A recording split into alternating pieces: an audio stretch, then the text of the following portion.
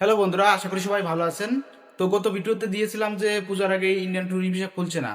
তো গতকালকে আমি একটি তথ্য পেয়েছি, ইন্ডিয়ান হাই কমিশনার কিন্তু তিনি সরাসরি সংবাদ মাধ্যমে বলেছেন যে পরিস্থিতি ভালো হলে ইন্ডিয়ান ট্যুরিস্ট ভিসা খোলার সম্ভাবনা অনেকটাই আছে। এই পরিস্থিতির কারণে কিন্তু ইন্ডিয়ান ট্যুরিস্ট ভিসা খুলছে না, শুধুমাত্র মেডিকেল ভিসা দিচ্ছে, তো আগের তুলনায় অনেক বেশি দিচ্ছে। তো পরিস্থিতি উন্নতি হলেই ট্যুরিস্ট ভিসা খুলবে। ভারত বাংলাদেশের মধ্যে কিন্তু পরিস্থিতি তেমন একটা ভালো না, সবাই জানেন। যে সকল ইন্ডিয়ান ভিসা সেন্টারগুলো আছে প্রত্যেকটা জেলা বা বিভাগে, সেগুলো কিন্তু চালু না হলে ইন্ডিয়ান ট্যুরিস্ট ভিসা করবে না।